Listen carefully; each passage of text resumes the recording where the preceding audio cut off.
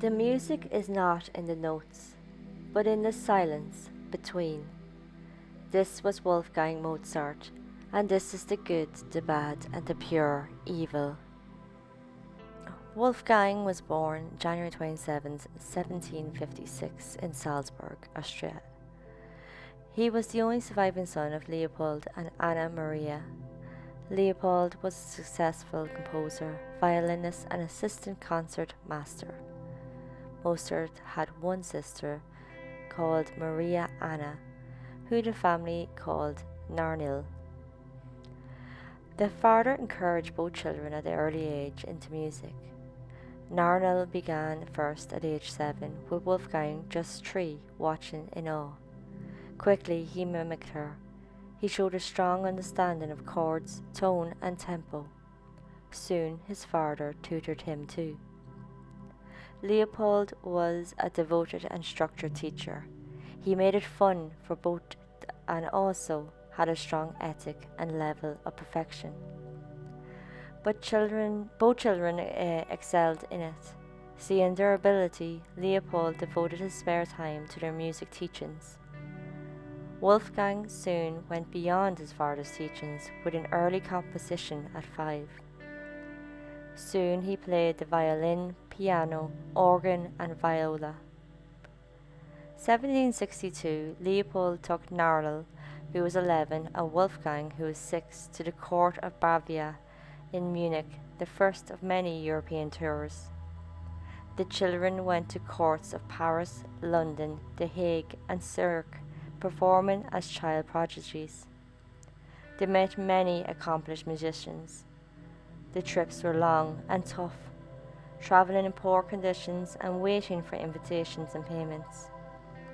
Mozart and family members after fell seriously ill, resulting in limiting performance. December 1769, Mozart was now 13, and he left Salzburg with his father to go to Italy, leaving Narnil and his mother at home. At this stage, it looks like Narnil's music career was done. She was close to the age for marriage, and the custom at the time had her no longer allowed to show her talent in public. The visit to Italy was from 1769 until 1771, as Leopold wanted to show his son's abilities to as many audiences as possible. In Rome, Mozart heard Gregorio Allegri's Miseria in the Sistine Chapel. He heard it once but was able to write the entire score from memory, coming back to correct small issues. In this time, Mozart wrote a new opera, Mitradet re di Ponto, for the court of Milan. Commissions would come as well as return trips to Italy. Mozart and his father returned March 1773. When they came back, the new Archbishop von Caroldo appointed Mozart as assistant concert master with a small salary. In this period of his life, Mozart had the opportunity to work with many musical genres, composing symphonies, string quartets, sonatas, and a few operas. Despite success, Mozart wasn't happy with his position or the fact he was stuck in Salzburg. He was ambitious and believed he could do more, be more, somewhere else. Archbishop von Caroldo wasn't happy with the young boy's complaining and attitude. August 1777, a trip was set up for better employment. The Archbishop wouldn't let Leopold go, so Mozart's mother went instead. Mozart got many promising positions, but they all fell through. Money ran low, so Mozart pawned items to keep travelling. The lowest point came when his mother took sick. July 3, 1778, she sadly died. When Leopold heard of her passing, he got Mozart a better position as court organist in Salzburg, and so Mozart returned. Back in Salzburg, 1779, Mozart produced church works, including the Coronation Mass. In 1781, he composed another opera for Munich. That year, in the March, Mozart was called to Vienna by von Caroldo, who was at the accession of Joseph II to the Austrian throne. Von Colorado and Mozart were a bit frosty to one another, with Mozart taking offence. Mozart was treated like the help, even living with them, and wasn't allowed to perform in front of the emperor. An argument erupted and Mozart resigned. The archbishop wouldn't accept it, but all of a sudden changed his mind, having Mozart dismissed and physically chucked out. So Mozart went to Vienna, became a freelance performer and composer while living with friends. Quickly he got work taking on pupils, writing music and playing at many concerts. He also began work on the opera The Abduction from the Sir Galileo. Summer 1781, rumours swirled that Mozart was considering marriage with Constance Weber. But Mozart's father wasn't so warm and fuzzy on the idea, as it would interrupt Mozart's career. Mozart at first denied the rumours in writing to his father, but December, a letter to his father for his blessings came. Now we know Leopold disapproved, but we don't know exactly why, as all letters regarding the topic were destroyed by Constance. Mozart and Constance did get married August 4, 1782, with Leopold eventually giving consent. The pair had 6 children, but only 2 survived infancy, Karl and Franz. 1783, Mozart became obsessed with the work of Bach and George Friedrich Handel. In this time, he also met Joseph Haydn, and the two became good friends. Haydn would visit Vienna, and the pair sometimes performed impromptu concerts. From 1782 until 1785, Mozart wrote 6 quartets dedicated to Haydn. The opera Die Entfernung had immediate success, which catapulted Mozart's name and talent across Europe. With the fame, Mozart and Constance had a lavish lifestyle. They lived in a beautiful apartment, sent Karl to elite boarding schools, had servants, and a busy social life. So 1783, Mozart and Constance went to Salzburg to visit his father and sister Narnell. The visit was cold and distant. Leopold didn't want to take on the father-in-law role, and Narnell was the good daughter, so she followed his lead. But the stay did motivate Mozart to start writing a Mass in C minor, which only had 2 sections completed. 1784, Mozart became a Freemason. They focused on charitable work, moral uprightness, and it's hard to get into, and those inside cannot talk about it to the outside world. With this secrecy, there are many links to conspiracies regarding the group. But Mozart joined anyway, and he was well regarded in this group. He went to meetings and was involved in many functions.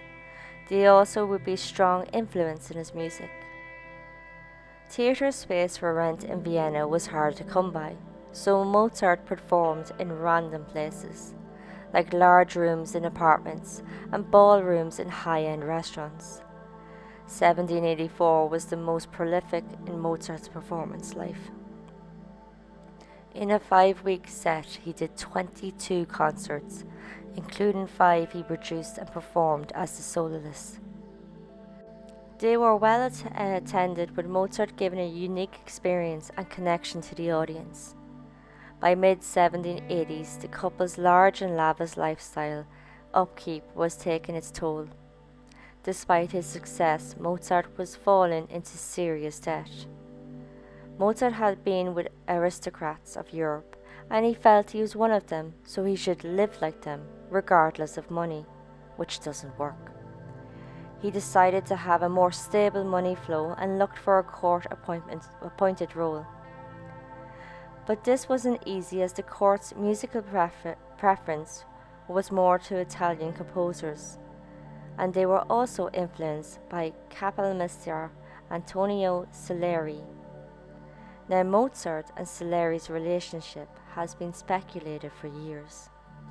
Letters to Mozart and his father Leopold indicated a rivalry with Salieri and a deep suspicion of him. There is even a rumor Salieri poisoned Mozart. Both composers often fought for the same gig and for attention, but there's very little evidence of anything more than a professional rivalry.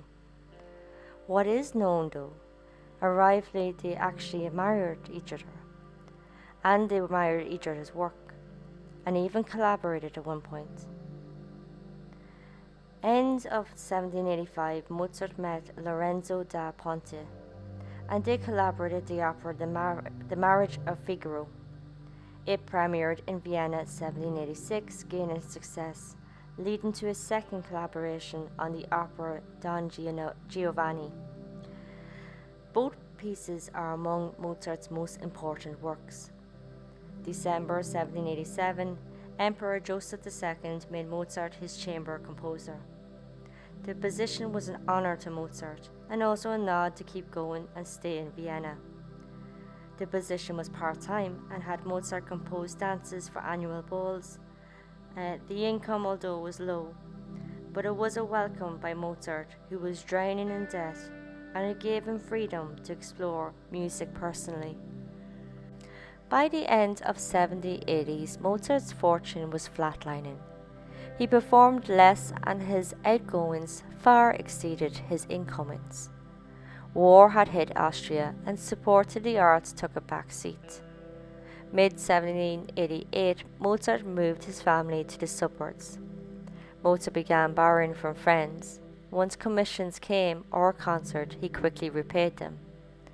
In this time, he wrote his last 3 symphonies. From 1788 until 1789, Mozart said it was a low point of black, dark thoughts. Historians believe Mozart could have been bipolar, which does explain his periods of hysteria and spells of hectic creativity.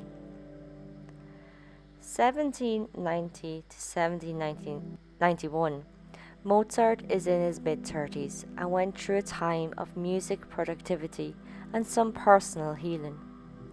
Some of his most famous works were written in this time, like the Magic Flute, the Final Piano Concerto in B-flat, and the unfinished Requiem. With more performances, his money problems started to fade. Wealthy people pledged investments for occasional compositions, but his physical health started to go downhill. He fell ill in November 1791 and was confined to his bed to rest. Constance and Sophie, her sister, tried to take care of Mozart, but he wouldn't rest. He couldn't. To him, he had to finish Requiem. Weeks later, December 5th, Mozart died aged 35. Due to limitations in post-mortem abilities at the time, the cause of his death is unknown. But they had to put something down, so the cause was recorded to be severe malaria fever. Since then, many theories of his death have come up, like rheumatic fever. His funeral was said to be small, and he's buried in a common grave. But his memorial services in Vienna and Prague pulled huge crowds. After his death, Constance sold Mozart's unpublished manuscripts.